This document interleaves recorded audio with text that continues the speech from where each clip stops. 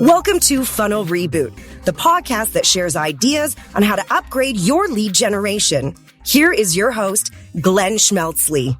Hey, Glenn here. Welcome to Funnel Reboot. Today, we're talking about quantifying customer value. First, please let me remind you that I love to hear from you. Feedback of any sort. You can either reach out to me on our website or on social, or connect with me directly on LinkedIn. I'll accept invites, and I'm always eager to hear what you have to say. To today's show, think of the data you have on your customers as having real value. Well, it does, by the fact that the more you know your clients, the better you can serve them. You can also learn how to please your most valuable customers by going into your data. But you can also use this data to calculate unlocked potential revenue. Think of it as taking your whole customer base and adding up all of their lifetime values together.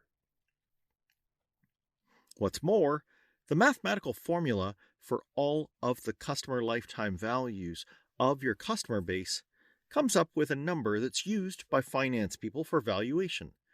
They call it customer equity. And if that number is high, you could garner a nice large VC investment, or perhaps even be acquired. But on a practical level, this can also be your company's North Star. You can take each tactical decision and vet it by whether it will optimize customer lifetime value.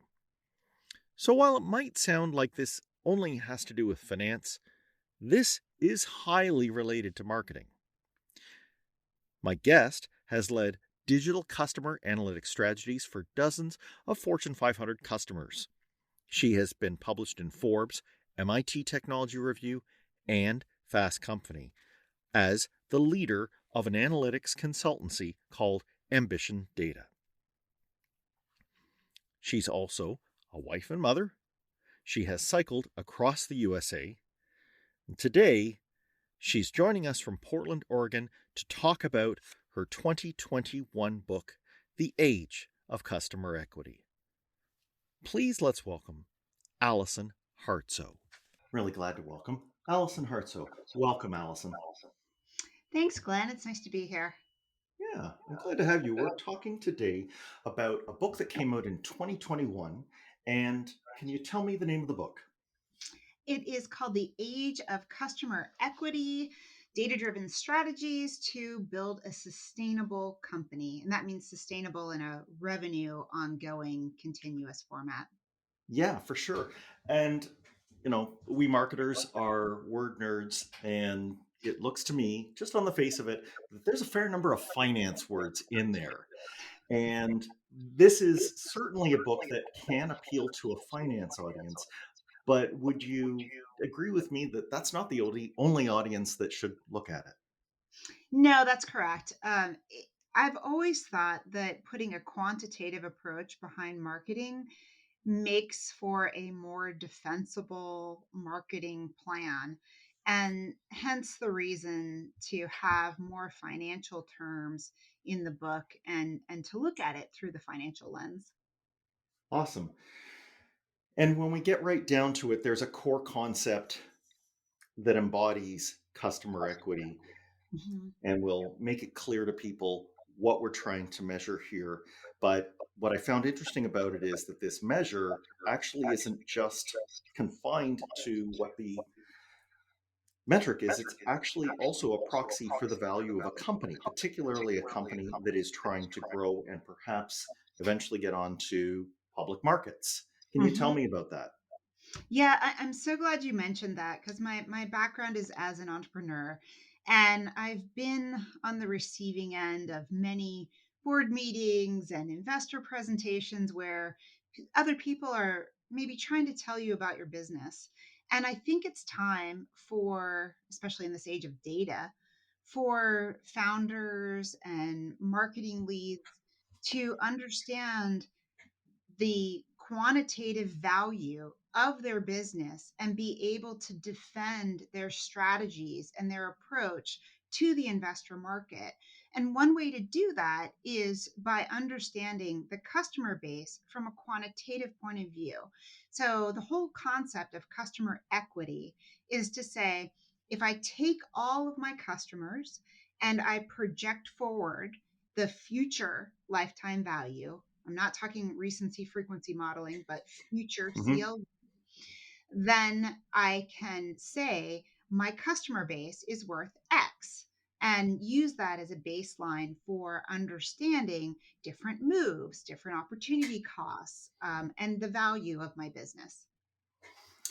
Now, marketers have been shot down before for trying to suggest that there's an actual number and a dollar figure that they can put behind their audience. But Mhm. I think you point early on in the book to things like the accounting world. And for those who don't know, this is a very normal and real thing. It's been changing over time. There used to be line items like goodwill placed on a Mhm. balance sheet. But am I right that actually, when we wheel around to look at things the way that a CFO or even an investment analyst looks at a company, these kind of numbers really are brought to bear on how the company is valued? That's true. And one of the points I make in the book is that you always need to make friends with the CFO so that you're on the same page as to how these numbers are calculated. There are many paths up the mountain. There are many ways to calculate CLV, to leave things in, to take things out, and you must be on board with your CFO in how you look at it, especially if you're coming at it from the marketing world. That said, once you have internal agreement, then you'll have another point of alignment with any external investor who may want to look at it one way or another. But here are some tips that I particularly like when it comes to the value of the business. When you have about 15 years of future projected value, you basically have tapped infinity. There's there's not much more of a point. You're not going to leave anything off if you go from 15 years to 20 years in the future. You can make a case that as you project forward that maybe you capture all of the value within 5 years. That could be particularly true for a younger company that maybe doesn't have strong brand marketing yet, but an older company like a Nike or a Kohler has so much brand equity behind it that they would be better served with a longer window. Hmm. So we are taking this notion of how much a customer could buy from us in the future. And Mhm. I guess at the very beginning, we just want to think about what that number is. But you also point out there's an equally valid reason why you want to have it. And this is shown by companies in the data age is those companies can act on that data and better serve their customers because they know this information. Tell me about that. Exactly right. And so one of the things, let's take survey data for example. A lot of companies run surveys and they ask their customer base a variety of questions. But what they don't do is attach it to the individual customers and their value. Is this a high value customer? Is this a low value customer?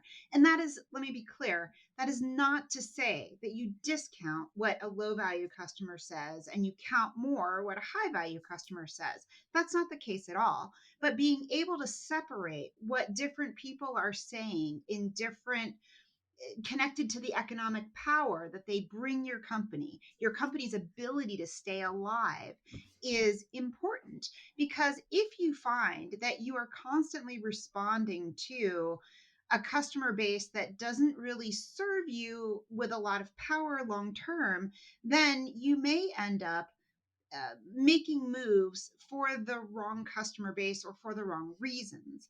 Now, let's say, for example, and we actually did this at one point, and this was a company that was running conferences, and they gathered all this survey information, and it was all aggregated by the company that did the research. Hmm. And they could cut it by different types of questions that were answered, but they could not attach it to the specific person and the value that they brought to the conference organization. But we could, once we got hold of it, we took everything and we unpacked it and we said, what are the high value people who come back again and again? What are they saying? And what are the low value customers saying? And what we heard was that the high value customers were unhappy that they had multiple tracks that were going at the same time and they couldn't be in two places at once. And the low value customers were unhappy because the food quality wasn't quite right and they didn't really, they didn't like the variety or the lines or the things that were around the food quality. Now I find that really interesting. And so here's the question: if you have a specific bucket of money and you have to decide what to spend your money on, you may want to make calculated choices based on who's giving you that information. So maybe you do expand the quality of the food a little bit because that's a bona fide complaint. But maybe you also spend more time and effort pleasing the high value group, or more importantly, the people who are the middle level that could become high value customers. How many of those people are you turning off because you're doing the same thing and maybe they didn't even bother to respond to your survey? So that's the real sweet spot that we're really after. How do you make these calculated choices given that we all only have 24 hours in a day and we all have fixed budgets to work with? Yes. And it's my hunch that in that example about the conference service, that averages would not have teased out that kind of information. It all would have been blended together. Yes, it happens all the time. Every time I see qualitative information mixed with quantitative, it's just it's very hard for them to get to the depth of the value of the customer. That's not to say that they don't segment, but I think it's more important to understand the potential of revenue behind customers than to just generally segment them in all of the variety of ways that we could. I think using revenue, future lifetime value as a north star is important, not because hey, it puts more money on the bottom line. It's not about that. It's about having the business live to see the next day, because at the end of the day the business has to survive. And if we respond to all of these requests equally and we don't really understand who the customers are and who's going to pay us tomorrow, then you could end up serving a number of masters and kind of diluting your company, diluting your brand, and never really succeeding. And when the company does succeed, they find that they're more fully tuned to the customer base. They understand who they're talking to, and then they serve that customer base so much more than just, hey, buy this next product. The whole thinking shifts into customer centric as opposed to product centric thinking. Yes, you make the point very well that in a product centric company, uh, without this kind of measurement, they will go after any customer that can buy the product. Yeah. And that doesn't necessarily suit them. They may find that they may even make choices about the direction that they take the features of the product for the express purpose of just pleasing one set of their customers. Right. And you hear this all the time when people use omni-channel as a term. Oh, we're going to take an omni-channel approach. Well, channels don't buy your product, right? Customers buy your product. And or they take an approach of next best product, as if I just hang this carrot in front of your nose, you will buy the next product. Again, product centric thinking, as opposed to what is it that this person really needs? How are we serving their lives and creating a better, easier situation for them? How are we in creating ease or convenience or any number of things that a person needs? It's a wholly different way of thinking. Yeah, and the way that they use their wallet is a unquestionable, impartial metric that tells us about that. My own personal philosophy is that marketers should look at both. Mm. I think what happens, you were talking about channels, what happens is that marketers will overlay the way that you target on a channel. So if it's by income, by age, by gender, Mhm. they'll gravitate to those, and then they'll try to use those segmenting metrics to judge the efficacy. You're saying, sure, use those, but try to go into the deeper ones. Like, what are those when they vote by being loyal customers over and over again? Is it showing that, for example, they agree with a deeper set of values, or that Mhm. they are attitudinally aligned with you, right? Mhm, mhm. And I think that's what's important to tease out there is targeting is often for acquisition purposes. And what I'm advocating is that retention is the new acquisition. We want to really deeply understand the customer base and who's buying from us and who loves us, and then go after the target appropriately. So it's not just volume based, it's quality based. One thing I was surprised to learn not too long ago, I saw some data that was about Coach brands and Coach purses. And I always assumed that people who bought Coach were, millionaires and, very wealthy individuals. And actually, it's people who have just under 100K salaries that are generally buying that product. So if you made an assumption in marketing and you targeted a certain group incorrectly, you might really miss that sweet spot of people who want to love your brand, who want to come on board. And so it's important to really understand who's buying today. Yeah, and we have to take the analysis to a new level, being content with just staying with their first purchase, for example, and what the average order value is there. That's probably not accurate. You described that there's a dumbbell curve that you can see if you plot customers from the ones that just bought once to the ones that buy many times. And boy, those are two sizable groups. I don't want to miss the group that is highly loyal and buying again and again. Right, right. Well, in that bell curve, it typically breaks out as around 17% are in the high value group and the less than that in the middle group. So it's usually almost like a 17%, then something smaller in the middle, and then a very fat bottom of Hmm. um, people who are kind of one and done buyers is the typical profile. But that shifts. So the more that you're a luxury brand, the smaller that high value customer group is. So in a luxury brand, it might be as low as 5% in the high value group. And then the medium group might be a little fatter, and the low value group, the one and dones, is actually quite large. So the mistake people typically make, especially when they're coming at it from a marketing quantity, if I just get enough people in, then they'll just drive through the funnel. When they come at it with that perspective, they look at that large group of customers on the bottom and say, well, if I just moved 5% of that customer base up, I'd make an incredible impact on revenue if I could just take these low value customers and make them high value.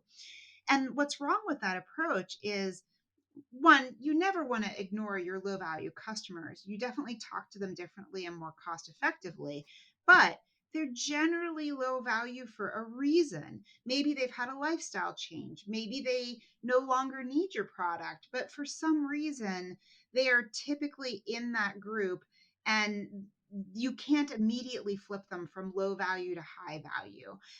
So the better approach is to take that middle group that hasn't quite dropped off to low value and try to grow that middle group up into high value. The opposite approach is often very common, where people take the high value group and they hammer them and they say, great, you're a high value customer. And I personally had this experience at Wells Fargo not too long ago. I show up at the bank, and this was before they got the class action lawsuit, but Oh boy. um, you'd show up at the bank and it would have a little thing on the monitor, the teller's monitor, that said high value customer. And so one day they showed me the screen and I was like, well, that's interesting. And as a result of seeing that little high value customer flag, they would immediately hammer you with more products. Have you thought about a credit card? Have you thought about another account? Have you thought about this? And again, product-centric hammering of Yeah. high-value customers is not the right approach, unless you want a class action lawsuit on your customer base as well. And no, not saying that that'll happen to everyone, but it's incredibly boneheaded to Yeah. do that. What you really want to do with your high-value customers is treat them in a special way. Would I have enjoyed special hours at the bank? I hate the fact that bankers' hours are like, 8 to 4, Yeah. You got or to there's run like hell to weekend get hours. there. Hmm. Would I have enjoyed a window on Sunday to be able to come in and get my banking done, or a special line that I didn't have to go through 20 menus to get response? Those are the things that banks sometimes don't think about. And that's that emotional connection that keeps me bonded to a bank. Now, banks have a special um, advantage in that it's very hard to change your bank. So they can get away with more than a direct to consumer company can get away with. It's true, but in direct to consumer or B2B, the risk that you run if you make changes without first having a strategy and an understanding of what your customer equity looks like is you could send those high value customers away. So you need to do You things could. deliberately. And this is where I suppose the book gets very tantalizing because you're reminding us that the total customer equity that we have can change over time and that we can influence it. But Oh, yeah. you tell us, like you were mentioning with the mountain before, we got to climb the mountain and we have to make it through different stages. And you, in a Sherpa like way, point to some obstacles that we're going to hit along the way. So, let's begin with the customer equity matrix that you talk about and kind of what is ahead of us. On one, Yeah. it's a two-sided um, chart, and it's got along one axis the completeness of customer knowledge that we can have, and then the other one is speed of decision making.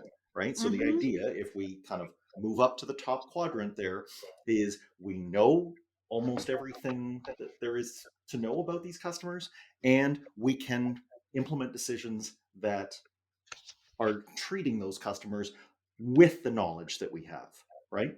Yes, that's exactly right. And I generally break it down into 3 stages: zone 1, zone 2, zone 3. That's a simplified version of a much deeper process that I have some videos and things on my YouTube channel that go into it in great detail. But the skinny of it is, when a company is going through a customer centric transformation, at the lower stages, the challenges are dramatically different than the challenges at the middle or the upper stage. And at the lower stage, the challenge tends to be trust and the acquisition of data that you're willing to make decisions on. Hmm. And the way it sounds in an organization is typically, oh, we need some reports, or we need some data, or we have information about this. And then when the time comes to make a decision on the data, it's used to say, oh, yeah, I saw that we had X number of page views on a product, or Y amount of traffic, or this source is bringing us X volume of conversions. That tends to be how it sounds. And notice that in all of that, I didn't use the word customer, right? I'm talking about, It didn't sounded like it fit together. right. And it doesn't fit together. So at that level of maturity, the challenge for the business is to bring in data they trust and to start to shape it in ways that sound like people doing things. So instead of talking about traffic, you talk about people who are interested in this product set, or people who are coming for customer service. And I may not know enough about my customer base yet, but I can shape all of that data around people doing things. Even if I don't know that that is indeed a different person from someone else, I can just make these general shapings to try to have a more language that's about people. And that's a really good way to approach the lower level and get people to make decisions, because they're starting to think about, oh, here are people that I'm running into a wall, or here are people that have this problem. I want to help them. I love my brand and I want people to enjoy my brand too. So I'm willing to help them. That's a lot better than impressions, conversions, acquisitions, which sound like distancing language. In the They do, middle, and yeah, yeah. before we run on to that, so at this point I am collecting the information that I have internally. You caution us against just barfing these out as reports internally. We want to first gather. It does sound like there's sometimes where we need, once we've done that inventory, to add a few measures.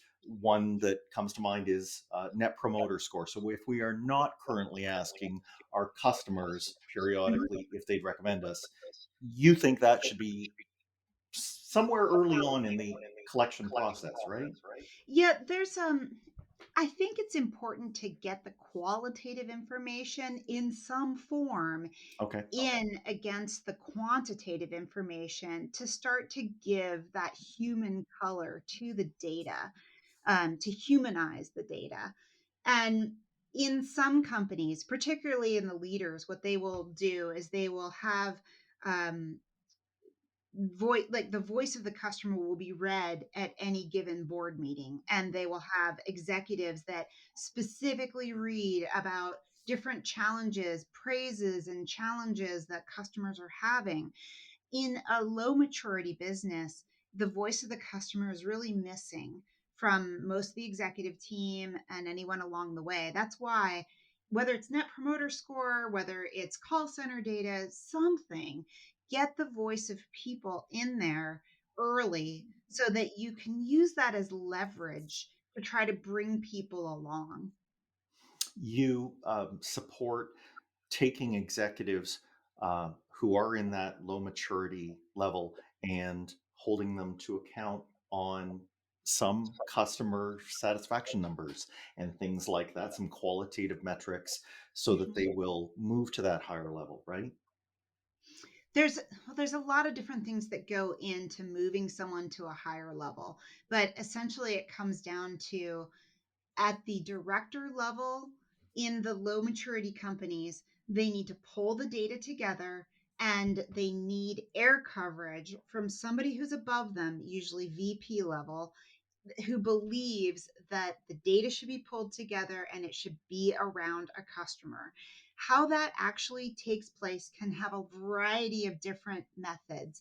But basically, what you want at that lower level is the continuity of, I'm making decisions and I trust the data, because that's what springboards you into the test and learn part in the secondary group. So Right. CSAT can be part of that. It's not a hard and fast requirement, but like I said, I really love getting that customer voice in early. And if I gather you right, by air coverage, you mean that that person who's spearheading it isn't going to feel the axe fall on them from above if a number dips in the short term. That there's a Yeah. long term dedication, no matter which way the metric goes, to figuring out how we're influencing it. Right, right. Okay. It's a combination of, you have more budget available higher up in the organization, and there does need to be investment, but the investment story is not clear in the lower maturity companies because they're just trying to pull the data together, so it takes some investment to get there. So they might need tools, they might need help, they might need somebody to put these things together and then teach people how to use it. So there's a lot of investment at that lower stage. The reason you need the air cover is you need somebody to believe that that investment is worth it, and they have to have the roadmap. Yeah. Tell us, when we progress to the next stage of learning and experimenting, what sorts of things we're going to encounter there. Yeah, so the middle stage is really interesting because it starts with data that's maybe more anonymized, and it moves to customer specific data. So there's this inflection point in the middle where the company twists and all of a sudden, or pivots is a better word. And when they pivot, they start becoming very customer centric. And so at the lower stages, they're still pushing the ball up the hill and trying to get Mm-hmm. believe in it. When that flip happens, there starts to be a pull, and all of a sudden they're moving forward and there's a lot of demand. The demand is also what drives the test and learn process. So you can have companies that set up experimentation, but it doesn't really go anywhere because they're not really, they're kind of saying, should we have the red button or the blue button? You know, the Right. questions aren't really interesting and they're not tied to financial impact. They're just looking at short-term conversions. Did we get more people through the funnel? Right. So when they come into that middle stage and they start thinking about the quality of people who are coming through, and did those people not just buy one time, but they became long-term buyers for us, or they left us great reviews, or whatever they can see on that customer base that excites the brand about the customers, that then starts to create a test and learn environment that is very um, powerful, because they're always seeking to understand more about the customers and try to please them and try to bring them along, which is the side effect is conversion, but the initial assessment is who can we help and how does that help them grow. So Yeah. they Yeah. might start off with the bottom of the funnel, which is conversion, but they might very quickly move into, well, is it hard for people to get what they need?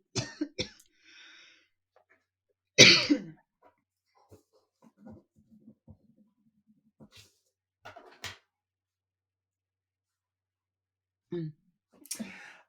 I love the movement to, it seems like, high definition, where we're looking at stuff. And it brought a big smile to my face in these experiments when you suggested something that we marketers know well, which is UTM parameters, and how we should alter how we are using those to speak to things like, well, what was the step in the process that this interaction was aiming to improve? Mm. Or what was the way I was targeting the people that, you know, delivered some change? Or what was the offer?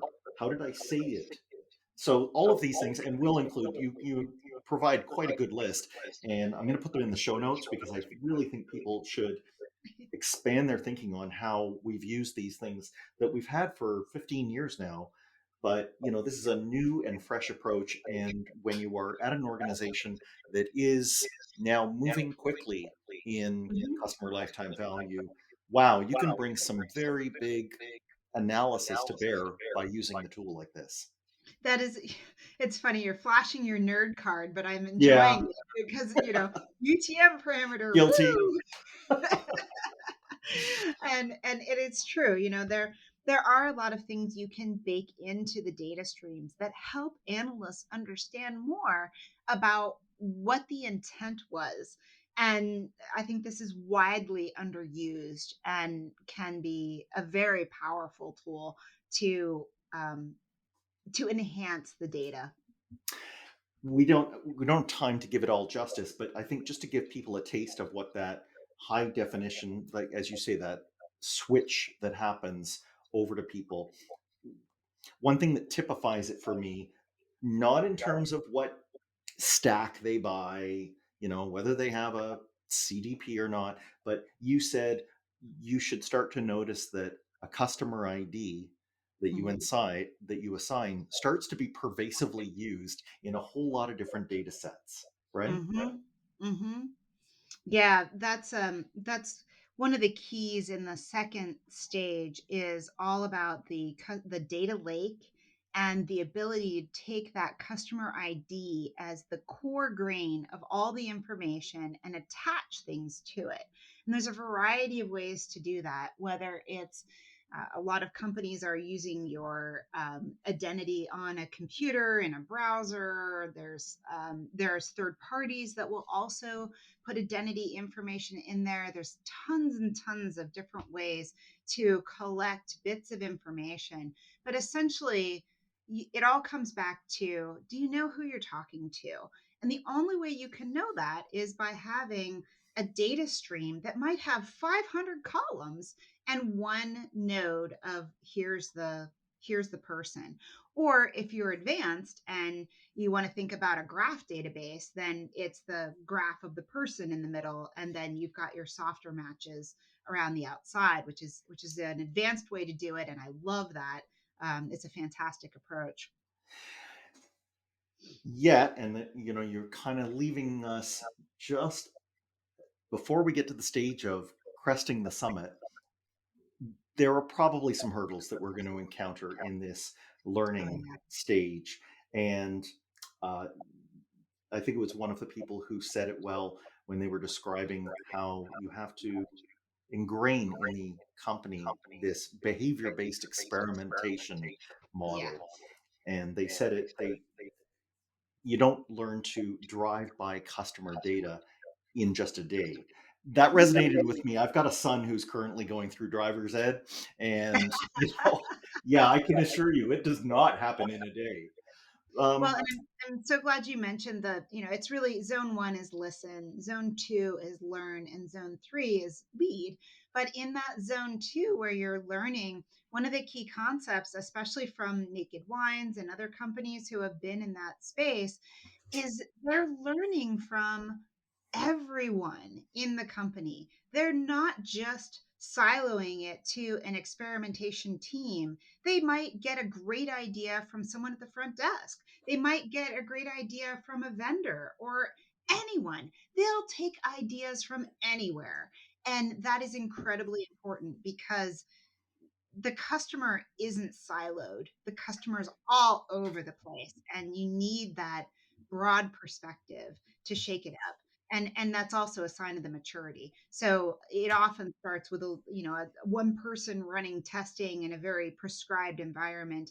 And as the companies mature with experimentation and start to understand more about their base, they're always looking for small data, small tips to experiment with on top of the large data structures they might be collecting.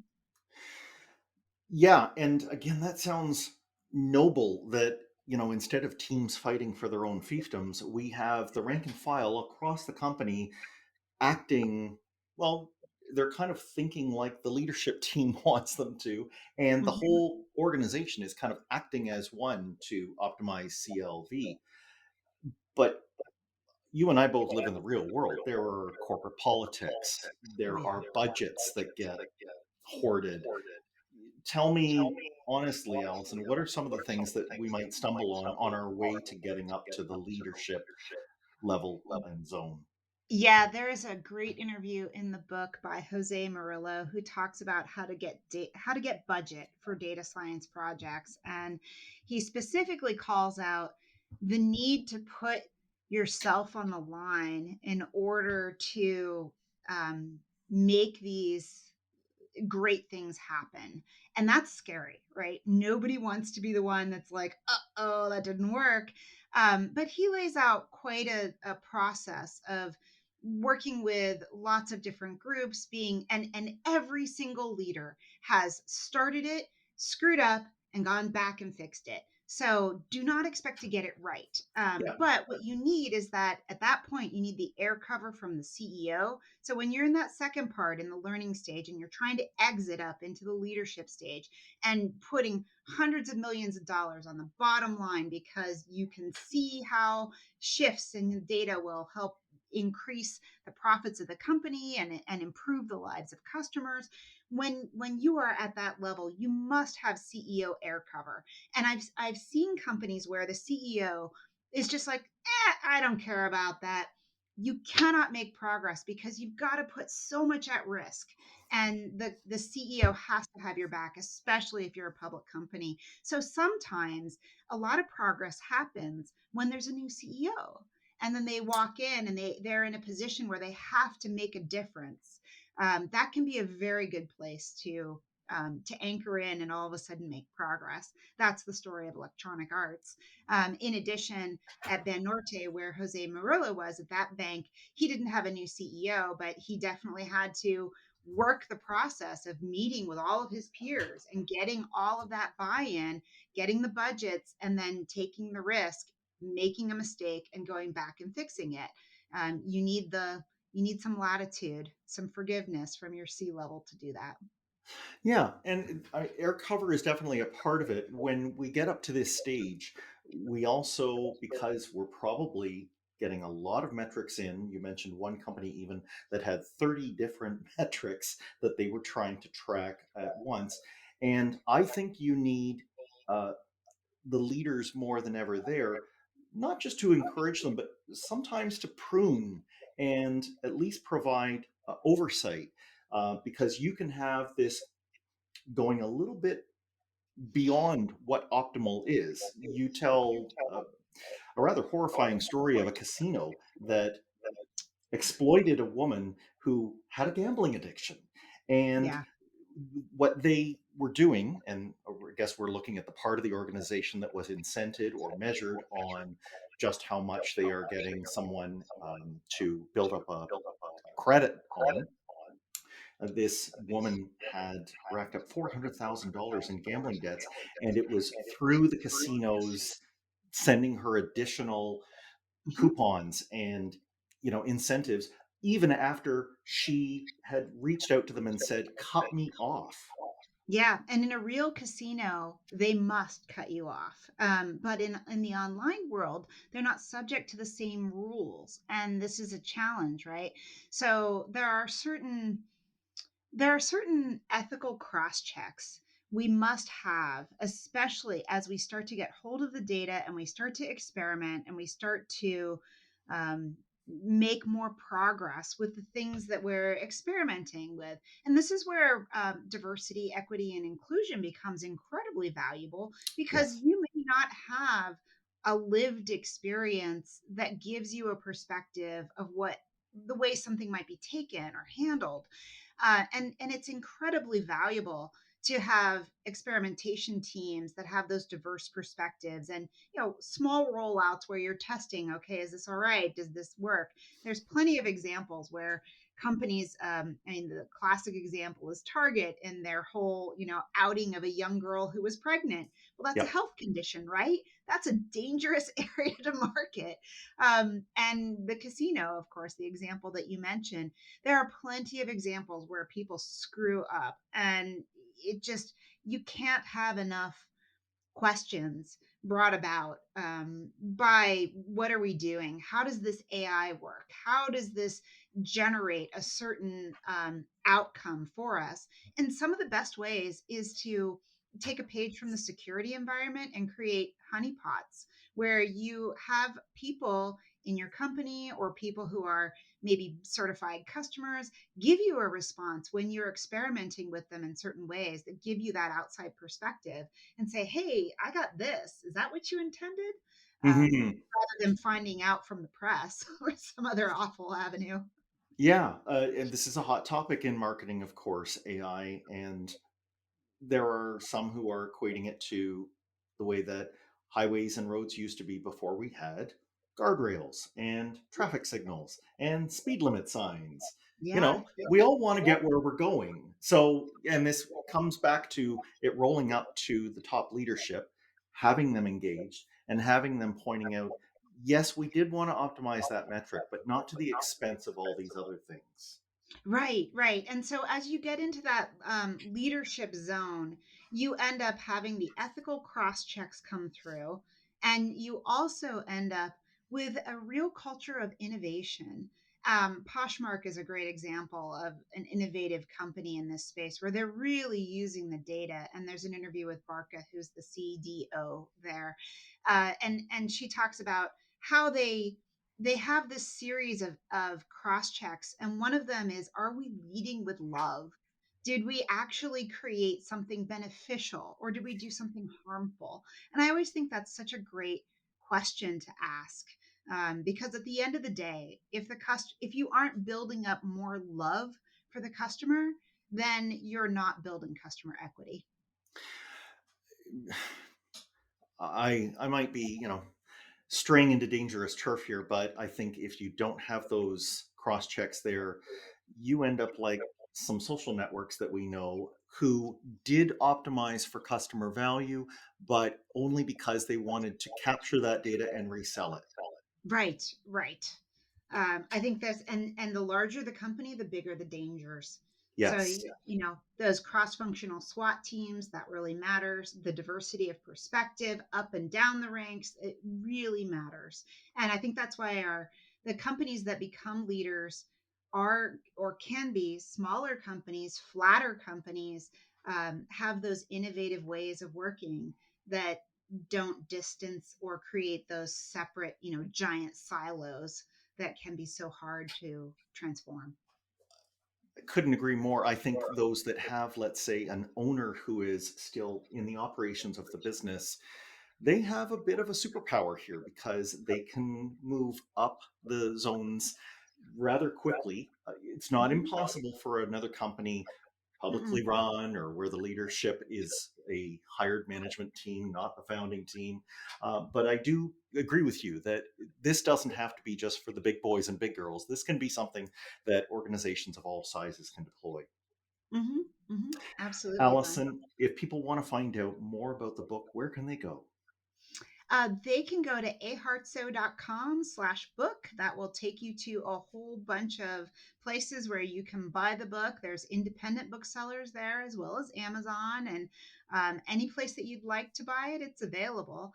I'd certainly appreciate reviews of the book. We've gotten some really nice 5-star reviews, and it's very valuable for getting more visibility out there. Fantastic. Well, I want to thank you again for coming on the show, Allison. Thank you, Glenn. It's my pleasure. And to the listener, I hope you got a lot of value, and I hope this made you think about customer lifetime value in a way you haven't before. And I would appreciate it if you would share this episode with someone who needs to hear about how they might be able to take their organization down the road that Allison espouses. And I hope that you came away with one way that you can reboot your funnel and make it even better. Thanks for listening. Follow the show on Twitter @Funnel Reboot. If you like what you have heard today, please consider leaving a review wherever you get your podcasts.